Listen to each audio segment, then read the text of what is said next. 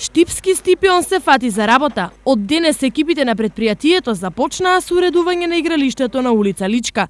Токму овде обилните врнежи досега беа причина за голем број на проблеми. Целта на овој зафат е да ги канализираме атмосферските води, кои што при поредните дождови повремено го поплавуваат ово игралиште, а се со цел да го ставиме во функција на најмладите возрасти и односно и на оние категории луѓе кои што го користат ово игралиште. Овде работници и машини ќе се задржат неколку денови, зашто на овој простор има многу работа. Се работи за една огромна количина на земја и шут кој што треба да isfрлиме.